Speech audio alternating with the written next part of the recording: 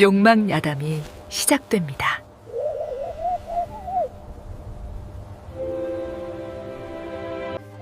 대감, 이제야 진짜 사내가 되셨군요. 더 깊이 제 향기를 가져가셔요. 그렇게 잘하는 여인은 처음이요. 이것이 정력 인간이 누릴 수 있는 기쁘이란 말이냐? 대감, 저를 진정 사랑하신다면 저 옆집 참판 딱히 가진 그 빛의 노르개보다 더 빛나는 것을 제게 주셔야지요. 한양 땅에서 한성판윤 김대감을 모르는 이는 없었습니다. 그의 집 문턱은 낮았으나 그 기계는 인왕산의 절벽보다 높았지요. 매일 새벽 남들이 단잠에 빠져 있을 때 김대감은 이미 정좌하여 의관을 정제했습니다. 빳빳하게 풀을 먹인 그의 도포는 마치 칼날처럼 날카로운 주름을 자랑했고 그 흔한 얼룩 하나 용납하지 않는 결벽은 그의 성품 그 자체였습니다. 대감, 오늘도 과하시옵니다. 건강을 생각하여 조금 쉬엄쉬엄 하시지요. 마당을 쓸던 늙은 하인 돌쇠가 조심스레 말을 건넸지만 김대감은 대답 대신 엄한 눈길 한 번으로 그를 물러나게 했습니다. 그에게 삶이란 즐기는 것이 아니라 지키는 것이었기 때문입니다. 가문의 명예, 사대부의 도리, 그리고 임금의 신뢰, 그 모든 것들이 그의 어깨 위에 보이지 않는 무거운 바위가 되어 얹혀 있었습니다. 밤이 되면 그 무게는 더욱 가혹해졌습니다. 안방에는 그의 아내 정경부인 윤 씨가 앉아 있었지요. 윤 씨 부인 역시 명문가 출신으로 단 한 번도 흐트러진 모습을 보인 적이 없었습니다. 합궁의 날, 두 사람이 마주 앉은 방 안은 부부의 침실이라기보다 엄숙한 사당에 가까웠습니다. 대감, 오늘은 보름입니다. 예를 갖추어 대를 이을 준비를 하시지요. 윤 씨 부인의 목소리는 차가운 얼음물 같았습니다. 김 대감은 그녀의 정갈하게 빗어넘긴 머리칼과 빈틈없는 옷매무새를 보며 숨이 막히는 것을 느꼈습니다. 촛불조차 꺼진 어두운 방 안, 기계적인 움직임과 의무적인 행위만이 오갈 뿐이었습니다. 김 대감은 뜨거운 체온을 원했지만 그가 안고 있는 것은 그저 차갑고 딱딱한 예법이라는 이름의 돌덩이였습니다. 그러던 어느 날이었습니다. 평소라면 거들떠보지도 않았을 운종가 뒷골목 주막 근처를 지나던 김 대감의 발걸음이 멈췄습니다. 갓을 깊게 눌러쓴 채 길을 서두르던 그의 귀에 술기운에 취한 사내들의 은밀한 대화가 들려온 것입니다. 자네, 청월로에 그 소문 들었나? 새로운 매향이라는 아이 말이야. 말도 마게. 그 아이는 사내의 숨소리만 들어도 그가 밤에 무슨 꿈을 꾸는지 알아맞힌다더군. 어디 그뿐인가? 한번 그 방에 들어가면 자기가 정승인지 거렁뱅이인지도 잊어버리고 오직 그 여인의 손끝만 바라보게 된다지 뭔가. 매향. 그 이름이 김 대감의 머릿속에 박혔습니다. 평생을 기품이라는 감옥 속에서 살아온 그에게 그 요망한 소문은 마치 금기된 과실의 향기처럼 달콤하게 다가왔습니다. 넋이 빠진다라. 안방마님이 누군지도 잊을 정도라니. 집으로 돌아온 김 대감은 서재에 앉아 책을 폈으나 글자는 이미 눈에 들어오지 않았습니다. 하얀 종이 위로 붉은 치맛자락이 너울거리는 것 같았고 묵향 대신 짙은 분내음이 코끝을 간지럽혔습니다. 평생을 지켜온 도덕이라는 쇠사슬이 녹아내리는 소리가 들렸습니다. 결국 그는 갓근을 다시 고쳐 맸습니다. 평소엔 절대 쓰지 않던 낡은 갓을 쓰고 아무도 모르게 집의 뒷문을 열었습니다. 달빛조차 구름 뒤로 숨어버린 아주 캄캄한 밤이었습니다. 평생을 차가운 예법의 감옥 속에 갇혀 살았던 한성판윤, 김대감. 그가 마주한 청월로의 밤은 마치 다른 세상의 문이 열린 듯 했습니다. 담장 너머로 흘러나오는 가야금 소리는 낮게 깔리는 안개처럼 그의 발목을 휘감았고 분내 섞인 여인들의 웃음소리는 그의 마른 심장을 거세게 두드렸습니다. 어서 오십시오. 귀한 분이 발걸음을 하셨군요. 화려한 자수가 놓인 비단옷을 입은 행수 기생이 그를 맞이했습니다. 김 대감은 낡은 갓을 깊게 눌렀었지만 몸에 배어있는 위험까지 숨길 수는 없었습니다. 그는 헛기침을 하며 낮지만 떨리는 목소리로 그 이름을 내뱉었습니다. 매향이라는 아이를 보러 왔네. 매향의 방으로 향하는 복도는 끝이 보이지 않을 만큼 길게 느껴졌습니다. 발걸음을 옮길 때마다 마룻바닥은 삐걱이며 그의 죄책감을 자극했으나 방 안에서 새어나오는 묘한 향기는 그를 이미 돌이킬 수 없는 곳으로 이끌고 있었습니다. 그것은 매화 향기가 아니었습니다. 사내의 말초신경을 자극하는 달콤하면서도 비릿한 살의 향기였지요. 대감마님, 이 누추한 곳까지 오시느라 고생 많으셨습니다. 매향은 촛불 심지를 돋우며 천천히 고개를 들었습니다. 그녀의 눈은 깊은 우물 같았고 도톰한 붉은 입술에는 조롱과 유혹이 동시에 서려 있었습니다. 나를 알아보는 것이냐? 대감의 옷에선 빳빳한 풀 냄새와 묵향이 나지요. 하지만 매향이 소리 없이 다가와 김 대감의 턱 밑까지 얼굴을 밀어 넣었습니다. 그 밑바닥에는 평생을 굶주린 짐승의 거친 숨소리가 들리는군요. 매향의 희고 가느다란 손가락이 김 대감의 가끈에 닿았습니다. 정갈하게 빗어 넘긴 그의 수염 끝이 파르르 떨렸습니다. 40년 넘게 지켜온 사대부의 기계는 여인의 손끝 하나에 맥없이 무너져 내리고 있었습니다. 매향은 갓을 벗겨 바닥에 던졌습니다. 그것은 김 대감을 지탱하던 마지막 사회적 체면이 땅바닥으로 굴러떨어지는 소리였습니다. 이어진 밤은 김 대감이 평생 꿈도 꾸지 못한 관기의 시간이었습니다. 매향은 그를 때로는 어린아이처럼 품에 안아 달래기도 했고, 때로는 감히 쳐다보지도 못할 만큼 과감하게 그를 짓눌렀습니다.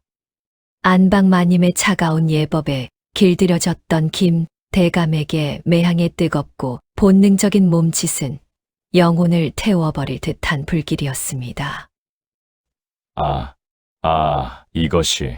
이것이 정령 인간이 누릴 수 있는 기쁨이란 말이냐? 대감, 이제야 진짜 사내가 되셨군요. 더 깊이 저의 향기를 가져가셔요. 땀방울이 비단요 위로 흩뿌려지고 거친 숨소리가 방 안의 촛불을 흔들었습니다. 김 대감은 자신의 몸이 조각조각 부서져 다시 태어나는 듯한 환희를 느꼈습니다. 그는 매향의 어깨를 꽉 쥐며 평생 그 누구에게도 하지 못했던 진심을 내뱉었습니다. 그렇게 잘하는 여인은 처음이오. 내가 평생 무엇을 위해 그 차가운 돌덩이를 안고 살았단 말인가? 그것은 찬란했던 한 양반의 몰락이자 금기된 욕망의 완전한 승리였습니다. 날이 밝아오는 새벽, 김 대감은 넋이 나간 채 매향을 바라보았습니다. 매향은 흐트러진 머리칼을 쓸어 올리며 그를 향해 비릿한 미소를 지었습니다. 그 미소 뒤에 어떤 칼날이 숨겨져 있는지 대감은 아직 알지 못했습니다. 한양 땅에서 가장 정갈하다 칭송받던 한성판윤 김 대감의 집안에 이상한 기운이 감돌기 시작했습니다. 새벽같이 일어나 일관을 정제하던 대감의 방에선 이제 묵향 대신 낯선 여인의 분내음이 진동했습니다. 빳빳하게 풀이 먹여져 있던 그의 도포는 군데군데 구겨져 있었고, 무엇보다 평생을 꼿꼿하게 빛나던 그의 눈동자가 흐리멍텅하게 풀려 있었습니다.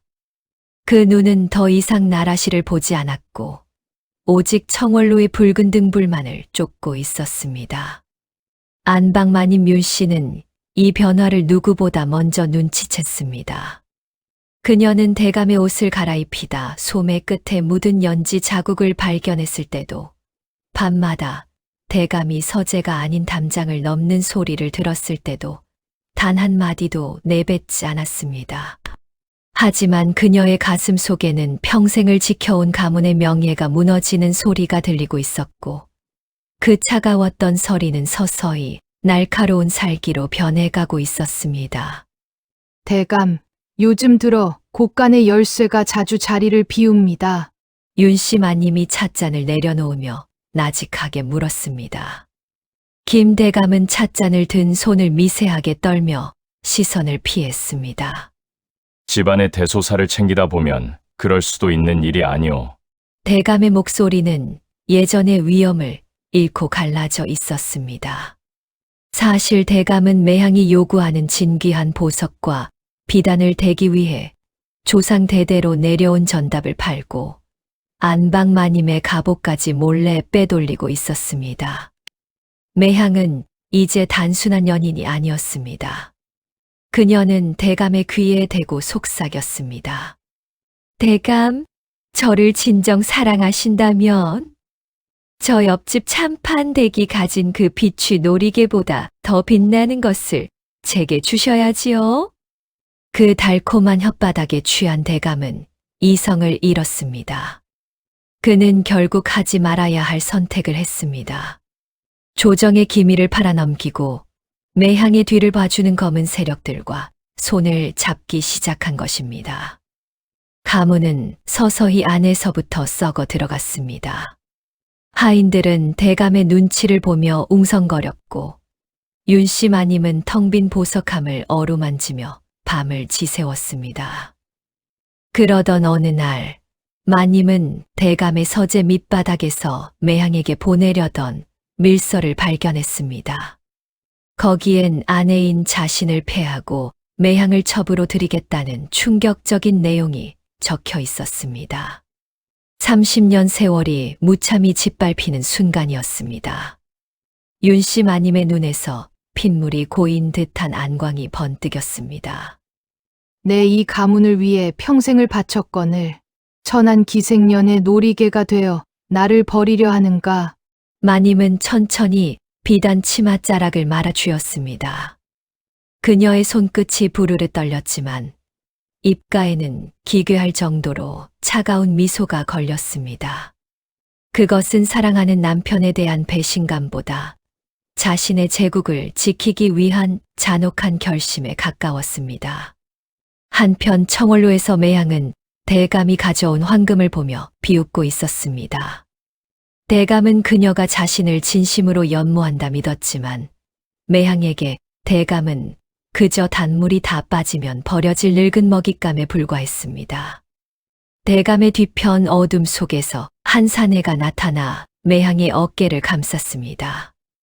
이제 거의 다 되었습니다. 대감의 재산도 명예도 그리고 그의 목숨줄까지도요. 매향과 사내의 웃음소리가 기방의 밤 공기를 찢어 발겼습니다. 그 시각 김 대감은 자신의 집무실에서 매향에게 줄 마지막 선물을 챙기고 있었습니다. 그것은 바로 임금만이 열어볼 수 있는 금지된 상자의 열쇠였습니다. 욕망의 눈이 먼 대감은 자신이 지옥의 문을 열고 있다는 사실을 전혀 알지 못했습니다. 가문의 몰락과 피비린내 나는 파멸이 이미 그의 등 뒤까지 다가와 있었습니다. 욕망의 눈이 먼 김대감의 손이 떨렸습니다. 그의 손에는 임금의 서명이 담긴 기밀 문서가 들려 있었습니다. 이것만 넘기면 매향과 함께 한양을 떠나 평생을 황금 속에서 살 수 있다는 환상에 사로잡힌 것입니다. 깊은 밤, 대감은 그림자처럼 집을 빠져나왔습니다. 하지만 그가 담장을 넘는 순간 어둠 속에서 서늘한 목소리가 들려왔습니다. 대감, 정녕 그 문을 여시려는 것입니까? 그것은 안방마님 윤 씨의 목소리였습니다. 대감은 얼어붙은 듯 멈춰 섰습니다. 윤 씨 마님은 등불도 없이 차가운 달빛 아래 서 있었습니다. 그녀의 눈은 이미 남편에 대한 연민을 지워버린 상태였습니다. 비키시오. 부인이 상관할 일이 아니오. 김 대감은 마님을 거칠게 밀치고 청월루로 내달렸습니다. 등 뒤에서 들려오는 마님의 마지막 경고도 무시한 채였습니다. 그 발걸음이 지옥으로 향하는 것임을 왜 모르십니까? 청월루에 도착한 대감은 숨을 몰아쉬며 매향을 찾았습니다. 매향아, 여기 내가 원하는 것을 가져왔다. 이제 떠나자. 하지만 매향의 방에서 나온 것은 달콤한 환영이 아니었습니다. 서슬퍼런 칼날을 든 일금부 관원들이었습니다. 한성판윤 김철진을 국사범으로 체포하라. 청천벽력 같은 소리에 대감은 주저앉았습니다. 그때 병풍 뒤에서 매향이 천천히 걸어 나왔습니다. 그녀의 옆에는 낯선 젊은 사내가 비웃으며 서 있었습니다. 대감, 정말 어리석으시군요.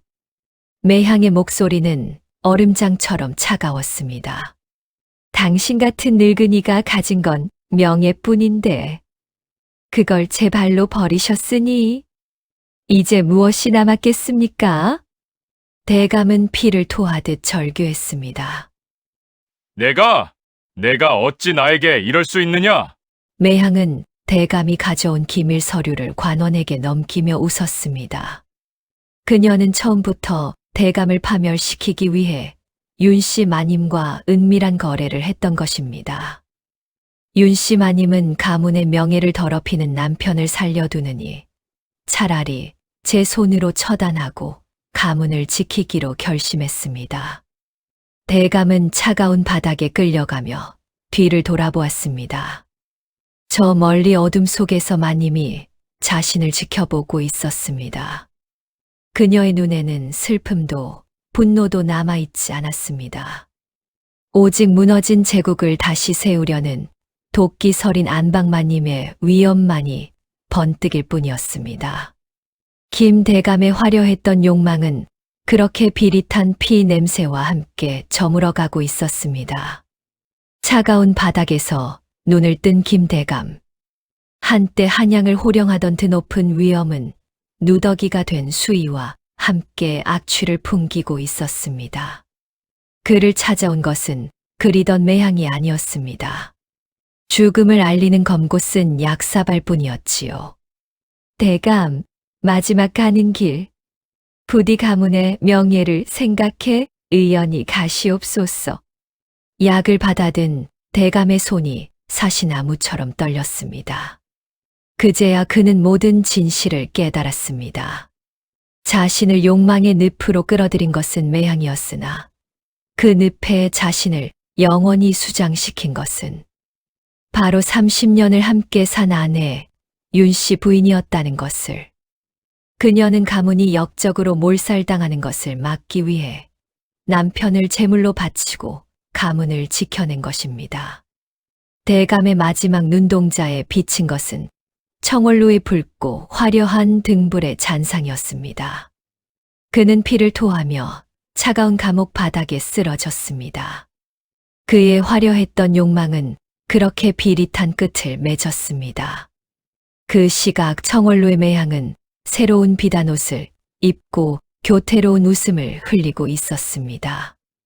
그녀의 앞에는 이미 또 다른 늙은 대감이 넋을 잃고 앉아 있었지요. 김 대감의 집은 다시 완벽한 평온을 되찾았습니다. 윤 씨 마님은 더 이상 울지 않았습니다. 그녀는 살아남은 자의 서늘한 눈빛으로 더욱 견고해진 자신의 제국을 내려다보았습니다. 거울 앞에 선 마님은 자신의 얼굴을 어루만졌습니다. 남편의 목숨값으로 얻은 깊은 주름과 흰 머리. 그것은 그녀가 이 전쟁에서 승리했다는 유일한 훈장이었습니다. 역사는 김 대감의 죽음을 그저 급사로 기록했습니다. 하지만 달이 밝은 밤이면 사람들은 수군거립니다. 욕망의 뒷문을 열고 나간 자들의 비참한 최후에 대해서 말이죠. 당신이 지금 품고 있는 그 뜨거운 욕망, 그 끝에는 무엇이 기다리고 있을까요? 이야기는 여기서 끝나지만 당신의 선택은 이제 시작입니다. 구독과 좋아요와 함께 오늘도 좋은 날 되세요.